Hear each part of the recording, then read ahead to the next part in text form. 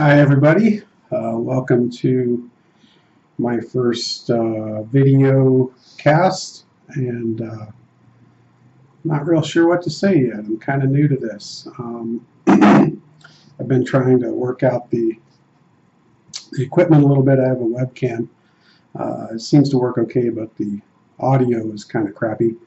So if you're listening to it and it sounds like I'm in a room with no soundproofing, it's because I am with a crappy microphone, so apologies for that. If I do many more of these, I'll look into investing in a better microphone.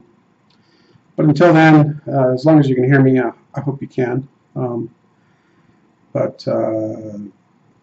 As some of you know, I have recently gained more writing time. I was let go from my job, and wait, before you want to tell me you're sorry, don't worry about it. I'm actually happier now. It was a job that I loved for many years, but I had started not liking it as much in the last couple of years. But they paid me well, so I stuck around, and I guess that makes me a whore. But you know, we all sell our bodies, you know. But it is what it is, and I'm no longer doing that. And but I do have a lot of friends and acquaintances, fairly large network of people that are keeping me somewhat busy with some freelance work. So thank you to you guys if any of you happen to see this. Because that's the stuff that pays the bills. The writing still is kind of for fun. I hope at some point it will help pay the bills. It's just a matter of having more books out there. 2 very short novellas just doesn't cut it. So I'm working hard on getting the next one done. If you're on my email list, you've heard me talk about that several times. It's called Blood Out. It's the 3rd book in the series, the first 2 being Blood Brothers and No Time to Bleed. Blood Out is going to be my first full-length novel, which I'm pretty excited about. It's coming along well. I'm new at this writing thing, so well, I've been doing it for a little over a year now. But until now, it's been kind of on the back burner. So I haven't done enough of it to say what kind of writer I am, or to form any habits or best practices. I'm really still kind of feeling my way through.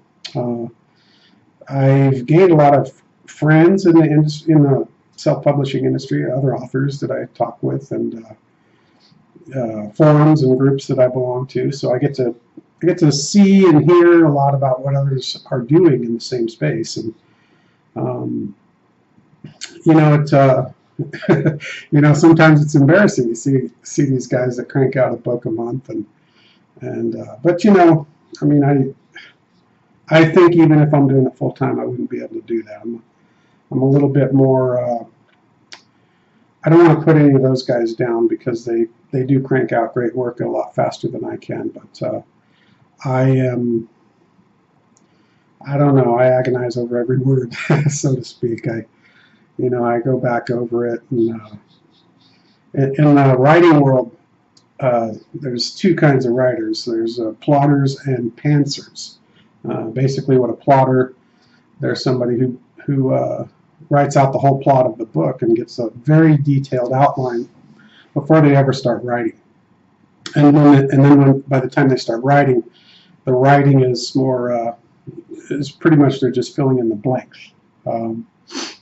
And then the pantsers, that's short for writing by the seat of your pants. And those are the guys. Famously, Stephen King is a pantser, my favorite writer of all time. Obviously, he does fairly well with that with that model. But you know, he sits down to write a book, and he has a general idea of what he wants to do with it, but he doesn't really know how it's going to end, or many of the details, until they come out on the page. And you know, there's different variations of each of those styles. Pantsers can be, hybrids. You can, like what I do basically the last, I'm on my third book now, so I guess I'm forming a little bit of a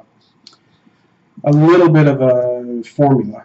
But what I do is I don't do an outline, but I do kind of write out some plot points. I kind of know where the story's going to go, and then from then, for me it's kind of like connect the dots. I will write by the seat of my pants from dot to dot, and then a lot of times the the story will happen. You'll have to change some of those dots. You might miss them or go around them or whatnot, and the story always evolves as you're writing it. And and one of the byproducts of that is, as I write, every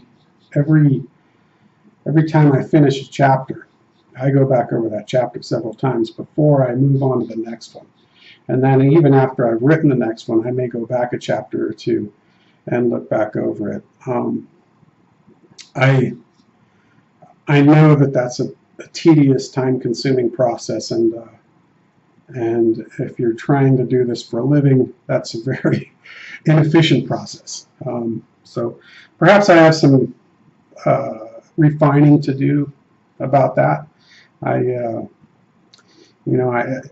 eventually, if I ever want to be a full-time writer, I know that I need to get that process streamlined, where I can put, I can get the story out quicker. I don't use outside editors other than a few beta readers that help me out. I'm a pretty good writer already. Structurally, I think I am. I'm pretty good with grammar and stuff. There's always stuff I don't catch, and I try to get a few extra eyes on it because of that. But maybe this is, maybe I'm a little kennel blind. That's a dog breeding term. When you harshly criticize everyone else's dogs except for your own. But I may be a little bit like that with regards to my writing. But I really do believe it's not, there's always some things to fix when the first few people get their eyes on it. But by and large, I think by the time I let anybody see it, my writing is really clean, and I'm proud of that. I come to this writing thing from a long history of writing for, not fiction, but writing for a living.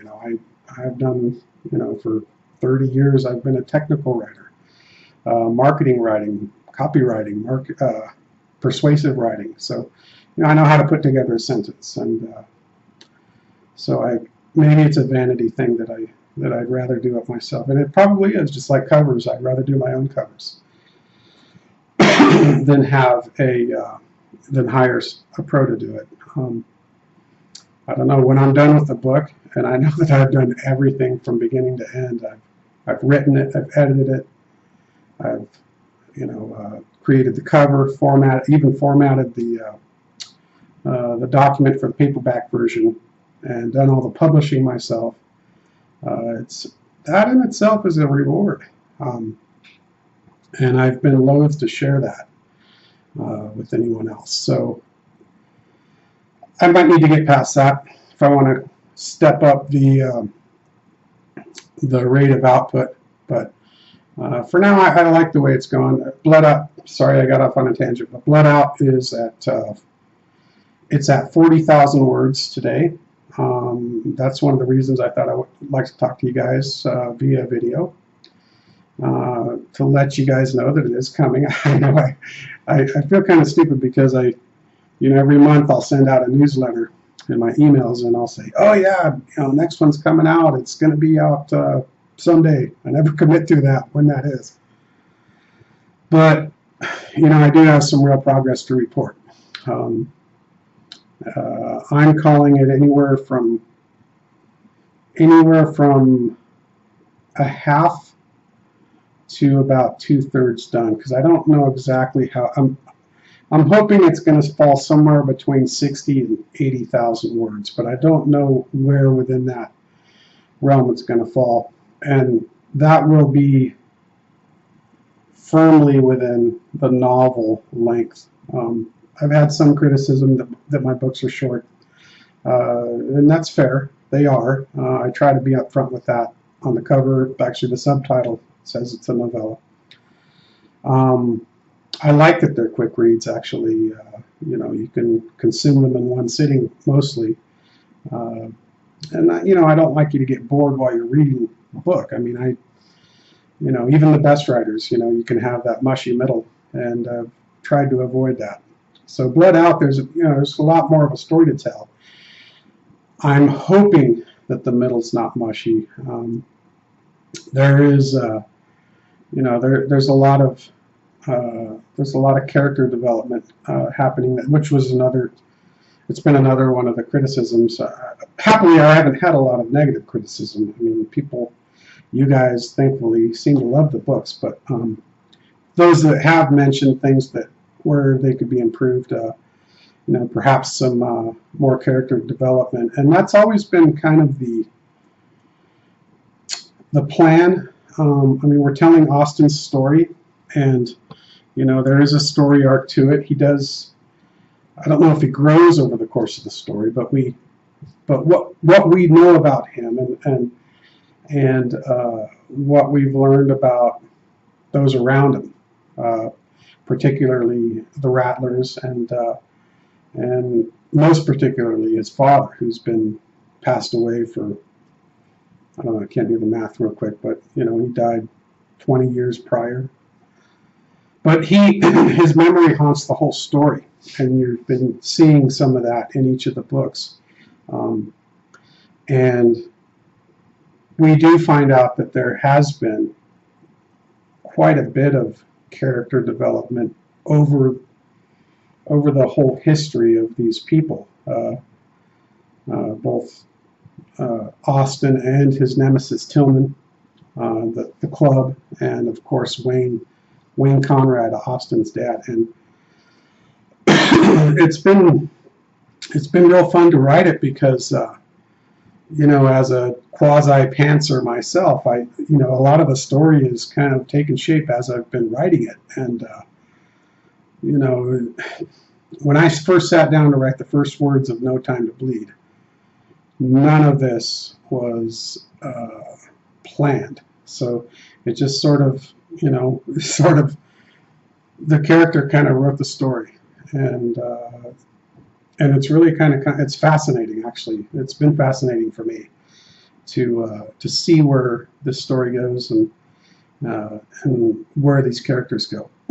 Now, when we get into Blood Out, I know both the first books were quick. You just got some background and Blood Brothers and some real quick and violent action and No Time to Bleed. Those were both setting up the bigger story that's going to happen in Blood Out. And I don't want to give away any secrets, any details, except to say that it does continue that story. It wraps up some of those storylines. Austin, he's going to have a long career.